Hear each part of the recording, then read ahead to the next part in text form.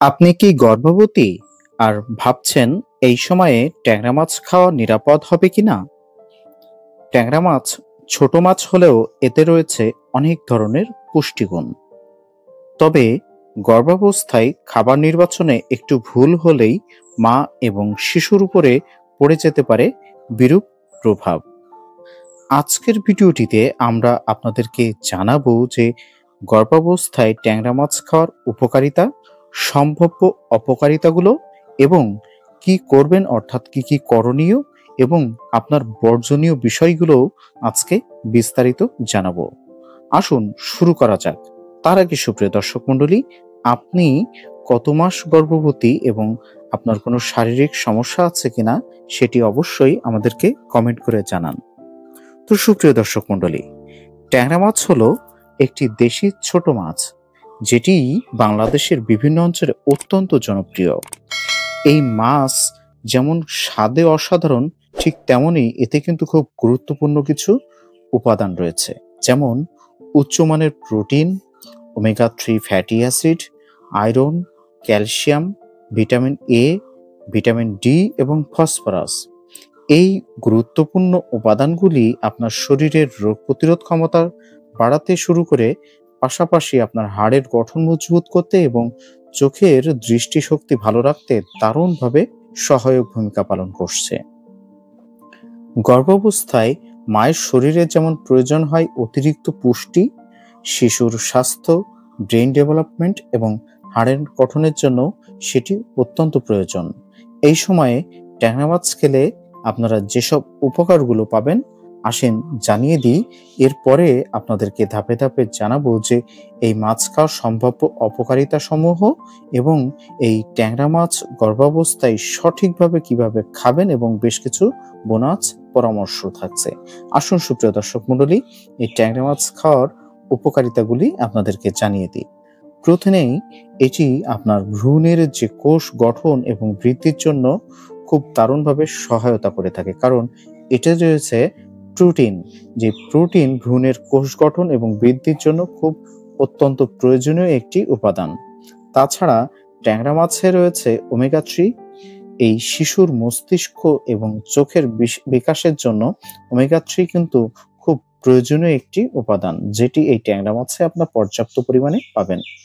তাছাড়া আপনারা সবাই জানেন যে আয়রন কিন্তু মায়ের রক্ত স্বল্পতা দূর করতে সাহায্য করে। এই ট্যাংরা মাছে কিন্তু পর্যাপ্ত পরিমাণে আয়রন রয়েছে, যেটি গর্ভবতী মায়েদের রক্ত শূন্যতা দূর করতে সাহায্য করে।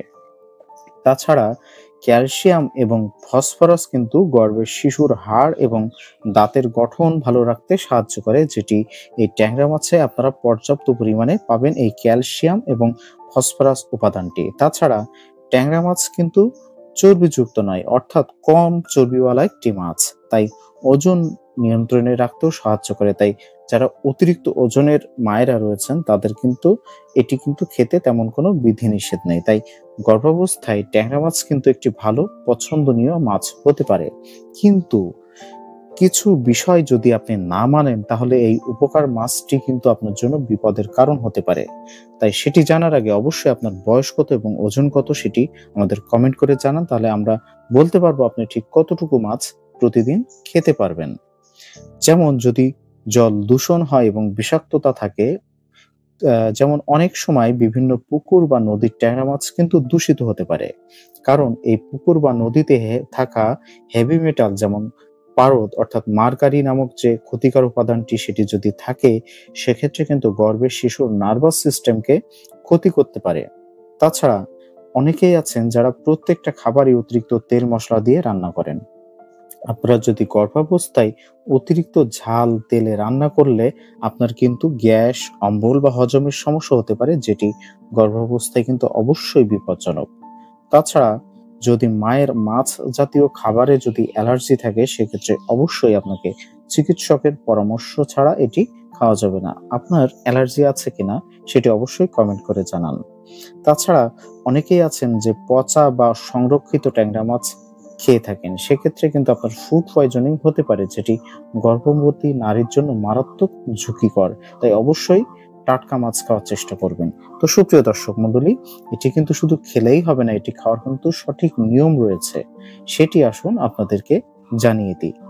সবসময়ই গর্ভাবস্থায় এটি খাওয়ার সময় পরিষ্কার পানি দিয়ে সুন্দর করে পরিষ্কার করে ধুয়ে তারপরে রান্না করুন, এবং রান্না করার সময় অবশ্যই তেলের পরিমাণটা অল্প রাখবেন এবং ঝাল এবং মশলা ছাড়া হালকা রান্না করার চেষ্টা করুন। এবং এটি উপকারী হলেও আপনারা চেষ্টা করবেন সপ্তাহে 1 থেকে 2 বার এটি পরিমাণ মতো খাওয়া। তার বেশি কিন্তু পছন্দের হলেও কিন্তু বেশি খাওয়া যাবে না। আরো একটি বিষয় খেয়াল রাখতে হবে, আপনি যে ডাক্তারের আন্ডারে চিকিৎসা নিচ্ছেন সেই ডাক্তারের অনুমোদন থাকলে আরো নিশ্চিতভাবে এটি খেতে পারবেন। তিনি যদি নিষেধ করেন সেক্ষেত্রে এটি কোনোভাবেই খাওয়া যাবে না। আর খাওয়ার সময় যদি কোনো রকম অস্বস্তি বা অ্যালার্জি দেখা দেয় সেক্ষেত্রে অবশ্যই আপনার এটি খাওয়া সাথে সাথে বন্ধ করে দিতে হবে। কিন্তু সুপ্রিয় দর্শক মণ্ডলী, এটি খাওয়ার পর আপনার কোনো সমস্যা হয়েছে কিনা সেটি আমাদেরকে যদি জানান তাহলে আমরা আরো সুনির্দিষ্টভাবে আপনাকে জানাতে পারবো যে এই মাছটি আপনার জন্য নিরাপদ কিনা। এরপরেও গর্ভবতী মায়েরা যে বিষয়ে খেয়াল করবেন সেটি হচ্ছে, যদি কারোর অ্যালার্জি বা কিডনির সমস্যা থেকে থাকে সেক্ষেত্রে কিন্তু অবশ্যই আপনারা ডাক্তারের পরামর্শ ছাড়া এটি খাবেন না। এবং ট্যাংরা মাছ যখন রান্না করবেন তখন সেই মাছটি আপনারা চেষ্টা করবেন যে ভাজা মাছ না খেয়ে ঝোল বা পাতলা ঝোল করে রান্না করে খাওয়া কিন্তু আপনার জন্য বেশি স্বাস্থ্যকর হতে পারে। তো সুপ্রিয় দর্শক মণ্ডলী, গর্ভাবস্থায় ট্যাংরা মাছ খাওয়া যদি সঠিকভাবে হয়ে থাকে তাহলে সেটি হতে পারে আপনার পুষ্টির একটি দারুণ উৎস। তবে সতর্কতা না মানলে আপনার কিন্তু হিতেরও বিপরীত হতে পারে। আপনি যদি গর্ভাবস্থায় মাছ খেয়ে থাকেন তবে আমাদেরকে কমেন্ট করে জানান আপনার অভিজ্ঞতা কি। আর ভিডিওটি ভালো লাগলে অবশ্যই আপনার গর্ভবতী বন্ধু বা আত্মীয়র সাথে আপনারা শেয়ার করতে পারেন, এবং নিয়মিত স্বাস্থ্য ও খাবার নিয়ে ভিডিও পেতে আমাদের চ্যানেলটি অবশ্যই সাবস্ক্রাইব করতে ভুলবেন না।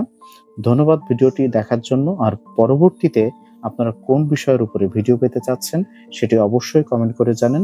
তো আশা করছি আপনারা সুস্থ আছেন, সুস্থ থাকুন, সচেতন থাকুন। আজকের ভিডিওটি পর্যন্তই ছিল। সবাই ভালো থাকবেন, সুস্থ থাকবেন। ধন্যবাদ।